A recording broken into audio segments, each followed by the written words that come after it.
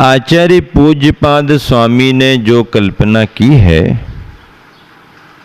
अरहंत भगवान को महानद कहकर के जो भाव प्रवाहित किया है, अद्भुत है।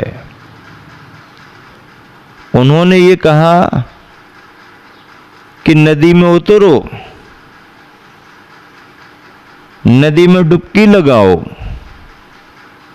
अंतर आत्मा की शुद्धि के लिए आत्मा की नदी में उतरना पड़ेगा, आत्मा की नदी में उतरना पड़ेगा। जब तक नदी में हम उतरेंगे नहीं, मोतियों की प्राप्ति नहीं होगी, गोताखोर बनना पड़ेगा। हाँ भौरी डूबन डरी रही किनारे बैठ वाली बात नहीं जमेगी। देखिए, दो मित्र थे, स्नान करने के लिए नदी में गए। एक को तैरना आता था, एक को तैरना नहीं आता था। जिसको तैरना आता था वो मित्र छलांग लगा के नदी में उतर गया। दूसरे को प्रोत्साहित किया, आओ तो आओ तो आओ तो, जरा किनारे किनारे पर तो आ जाओ। डरते डरते वो उतरा, तैरना आता नहीं था, डूबने को हो गया, घबरा गया, डर गया, निकल करके बाहर आ गया और जोर जोर से पैर पटक पटक करके कहने लगा कि जब तक मैं तैरना नहीं सीख लूंगा नदी में पांव नहीं रखूंगा। क्या कहता है? जब तक मैं तैरना सीख नहीं लूंगा नदी में पांव नहीं रखूंगा। अब विचार करो, तैरना कहाँ सीखेगा भाई? नदी में उतर करके ही तो तैरना सीखेगा। शायद वो ये सोच रहा होगा कि डनलप के गद्दे पर तैरना सीखेंगे फिर उसके बाद नदी में उतरेंगे। ऐसा नहीं होता। अरे बंधुओं, तैरना सीखने के लिए तो नदी में उतरना ही पड़ेगा। ये बात अलग है किनारे किनारे पर, जैसे पक्षी अपने पंखों को किनारे किनारे पर है, हाँ, पानी लगा लगा के नहा लेते हैं, पक्षियों की तरह किनारे किनारे पर बैठ करके नहा लो। लेकिन नहाना तो नदी में ही पड़ेगा, उतरना तो नदी में ही पड़ेगा। नदी में उतरे बगैर कोई तैरना आज तक ना सीख पाया है और ना सीखेगा। कितनी ट्रेनिंग ले लो, कितनी कोचिंग कर लो,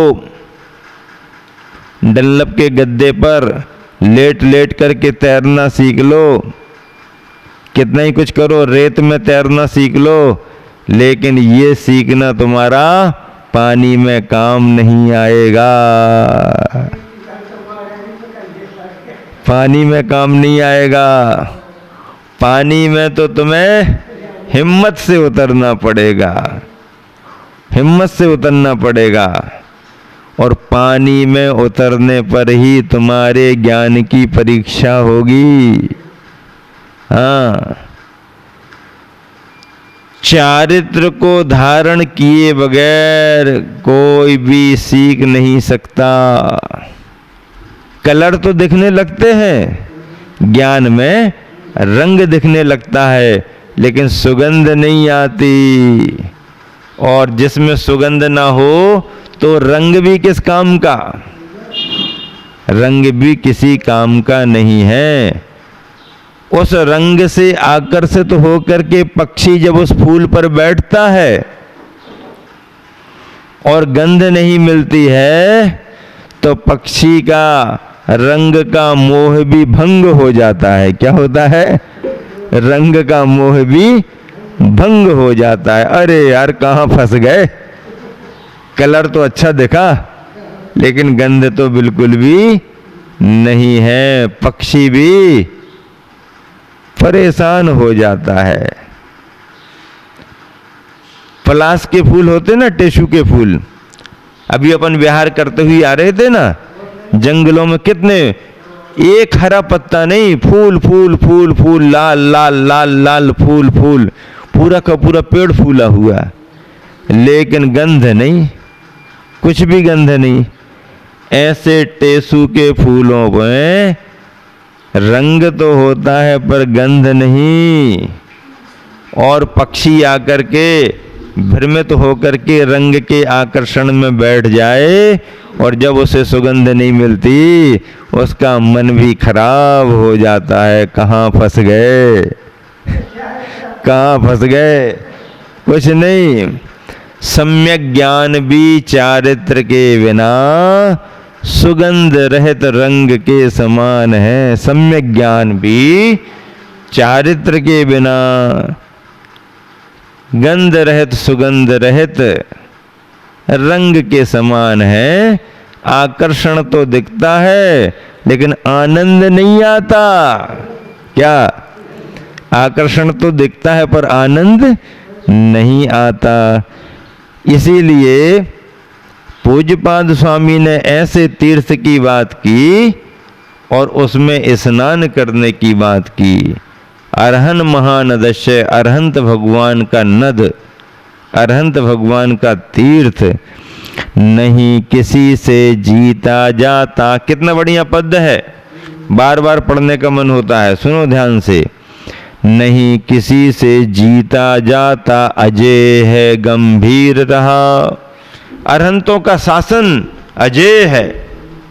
हाँ, कोई भी आ जाओ, अपने अपने मत मतांतर लेकर के कोई भी आ जाओ, अरहंतों का शासन, स्यादवाद शासन, अनेकांत का शासन अजय है। नहीं किसी से जीता जाता, अजय है गंभीर रहा। पतितों को जो पूत बनाता, परम पूत है क्षीर रहा। पतितों को जो पूत बनाता, परम पूत है क्षीर रहा। अवगाहन करने आया हूँ। क्या करने आया हूँ? स्नान करने के लिए आया हूँ। अवगाहन करने आया हूँ, महातीर्थ में स्नान करूं। अवगाहन करने आया हूँ, महातीर्थ में स्नान करूं। मेरा भी सब पाप धुले, बस यही प्रार्थना दान करूं। मेरा भी सब पाप धुले, बस यही प्रार्थना दान करूं। देखो, सम्यक ज्ञान के प्रचार प्रसार की ललक कैसे बनती है, कैसे सम्यक ज्ञान सम्यक चारित्र में ढलता है। स्यादवाद महाविद्यालय बनारस में बना। कहाँ बना?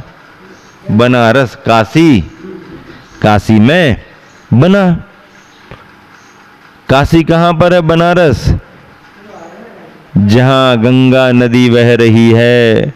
किनारे किनारे पर गंगा नदी बह रही है, बड़ी नदी है।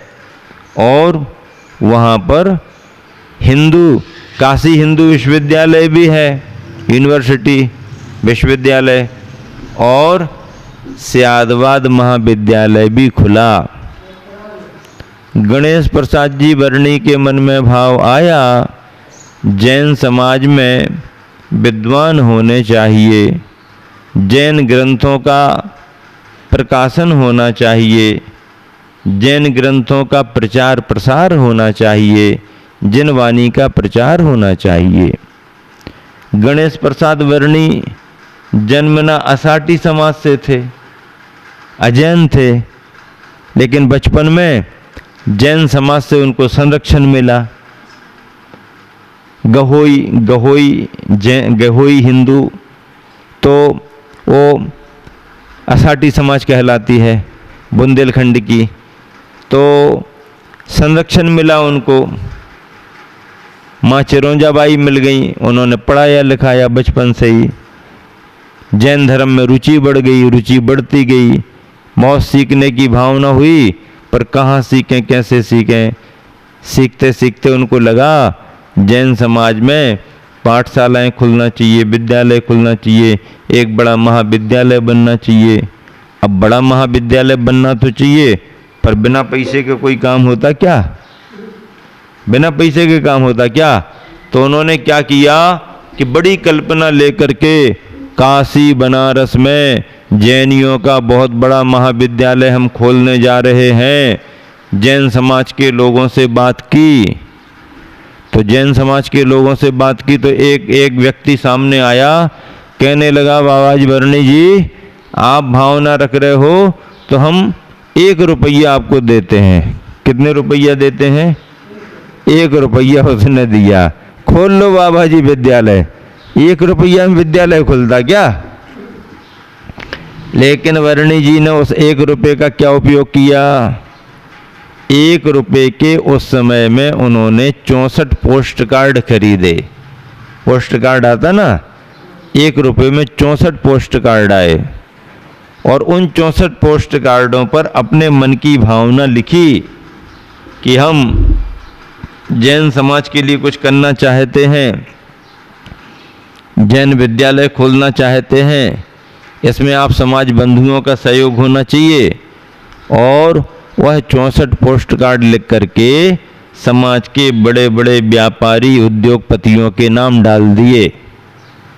अब जब सबको मालूम चला तो फिर लोगों ने द्रव्य इकट्ठा किया, और 64 पोस्ट कार्ड की बदौलत सयादवाद महाविद्यालय की नींव रखी गई। काम आगे बढ़ा, और जब सयादवाद महाविद्यालय बन गया तो उसमें बड़े बड़े चोटी के विद्वान भी निकलने लगे। एक तरफ जल की गंगा बह रही है, तो उसी के किनारे किनारे पर सयादवाद महाविद्यालय की गंगा बह रही, ज्ञान की गंगा बह रही।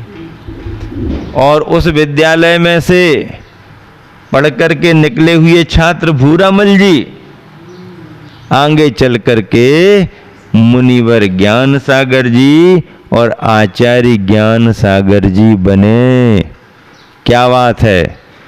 बाकी कितने ही पंडित रहे हो, मुनि बनने वाले पंडित तो भूरामल जी थे। भूरामल जी ने ही बनारस के नाम को सार्थक कर दिया। कैसा नाम सार्थक कर दिया? पढ़ करके बना रस, रस बनाओ, बना रस। बनारस क्या कह रहा है? रस बनाओ, पढ़ करके ज्ञान का रस बनाओ। एक तरफ पारस, एक तरफ सुपारस, और बीच में बनारस। रस ही रस तो भरा है, पारस, सुपारस, बनारस। पारस सुपारसनाथ भगवान का जन्म है ना? हाँ, पारस, सुपारस और बनारस। क्या बात है! बनारस, अरे बनारस बनारस बनारस, बनारस कह रहा है कि रस बना, रस बनाओ। अकेले पढ़ने से कोई काम नहीं होने वाला, पढ़ करके रस बनाओ। भूरामल जी ने पढ़ाई की, पाठशालाएं खोली, समाज में रहे और ग्रंथों को लिखा, साधना की, और जीवन में रस बनाने के लिए मुनि महाराज भी बने, आचार्य भी बने, और आचार्य विद्यासागर जी भी प्रदान किए। क्या बात है! ऐसे रस बनाने वाले ज्ञान सागर जी। ज्ञान और विद्या दोनों नाम एक ही हैं। नाम माला में देखो, ज्ञान और विद्या में कोई अंतर नहीं है। सागर तो सागर है ही। ज्ञान विद्या, ज्ञान विद्या, विद्या ज्ञान, ज्ञान विद्या, विद्या ज्ञान। अभी यहाँ पर ज्ञान विद्या शिक्षण शिविर चल रहा है। क्या चल रहा है? क्या चल रहा है? ज्ञान विद्या शिक्षण शिविर। चारों महाराज जियों के द्वारा 4-4 क्लासें चल रही हैं। बाहर से भले गर्मी है, लेकिन अंदर से ज्ञान की ठंडक मिल रही है। ज्ञान की ठंडक मिल रही है। ज्ञान ज्ञान ज्ञान की गंगा बह रही है। शिविर चल रहा है। अध्ययन करो, तैयारी करो, परीक्षा दो, पुरस्कार प्राप्त करो। यही ज्ञान विद्या शिक्षण शिविर है। ग्रीष्मकालीन शिविर चल रहा है। देखो कैसे तीर्थ की बात आचार्य पूज्यपाद स्वामी ने कही है और कहा कि ऐसे अरहंत महानद रूपी तीर्थ में स्नान करो। बाहर की नदियों में, बाहर के समुद्रों में तो कितनी बार भव भव में स्नान किया। एक बार आत्मा की नदी में स्नान करके तो देखो। आत्मा नदी संयम तोय पूर्णा, संयम तोय पूर्ण, संयम के जल से भरी हुई है। सत्यावहा शील दया तटोर्मी, तत्रावगाहम कुरु पांडुपुत्र, न वारिणा शुद्ध्यति च अंतरात्मा। अकेले जल मात्र से अंतर आत्मा की शुद्धि नहीं होती।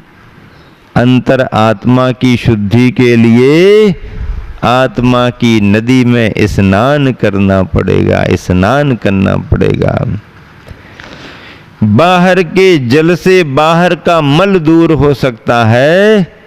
आत्मा के मल को, कर्मों के मल को दूर करने के लिए बाहर के जल की जरूरत नहीं है, अंतरंग के रत्नत्रय की जरूरत है।